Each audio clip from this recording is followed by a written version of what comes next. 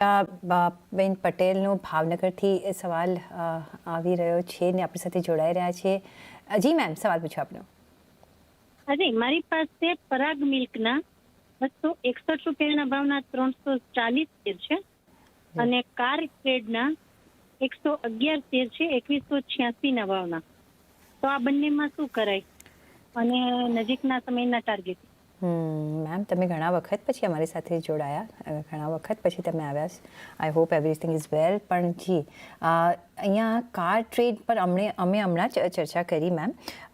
તો અહીંયા તમે ઊભા રહી શકો છો 1700 રૂપિયાનો અહીંયા સ્ટોપલોસ સાથે 2200થી 2300ના આપણે શોર્ટ ટાઈમમાં આપણે ટાર્ગેટ્સ જોઈ શકીએ છીએ. એટલે અહીંયા તમે ઓફકોર્સ હોલ્ડ કરી શકો છો. પરાગ મિલ્ક, ખુશી તમે ટ્રેક કરો. પરાગ મિલ્ક એમની પાસે 260ના 340 કાઉન્ટર્સ છે. કાઉન્ટર કેવું લાગે તમને? અગર આપણે પરાગ મિલ્કની વાત કરશું તો આજે પરાગ મિલ્કનું રિઝલ્ટ પણ આવવાનું છે. સો આપણે મોસ્ટલી આપણે વેટ એન્ડ વોચ રિઝલ્ટ આવવા માટે. પણ અગર એમનું હોરાઇઝન છે લોંગ ટર્મ માટે અગર હોલ્ડ કરવા માટે રેડી છે, તો હું સજેસ્ટ કરીશ કે આપણે લોંગ ટર્મ માટે આપણે હોલ્ડ કરી શકીએ છીએ. કારણ કે જે આપણે જેવી રીતે કંપનીના જે સેલ્સના વોલ્યુમ છે અને પ્રોફિટેબિલિટી છે ઘણી ઇનલાઇન આવી છે. બટ યસ, નિયર ટર્મ માટે, શોર્ટ ટર્મ માટે આપણને જે એડિશન કરવું જોઈએ કે આપણને પ્રોફિટ બુકિંગ કરવું જોઈએ કે નહીં, એના માટે આપણે આજના જે રિઝલ્ટ હશે એના માટે આપણે વેઇટ કરીશું. તો યસ, આજે રિઝલ્ટ આવશે હર્ષાબેન, એટલે આપણે નજર રાખીશું.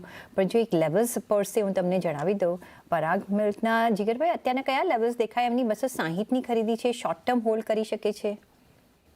ડેફિનેટલી પરાગ મિલ્કમાં ડેફિનેટલી હોલ્ડ કરવાની જ સલાહ રહેશે. અને જે ક્રિટિકલ લેવલ જે છે 215નું છે, એટલે 215નો સ્ટોપ લોસ રાખીને આમાં હોલ્ડ કરવાની જ સલાહ રહેશે. અને જે રીતે ચાર્ટ સ્ટ્રક્ચર બને છે એ રીતે એટલીસ્ટ અહીંયાથી મને 250 260 નેક્સ્ટ 2 થી 3 અઠવાડિયામાં એક્સપેક્ટેડ છે પરાગ મિલ્કની. ઓકે, તો નિયર ટુ તમારી પરચેસ પ્રાઇસ તમને કદાચ મળી જશે હર્ષાબેન.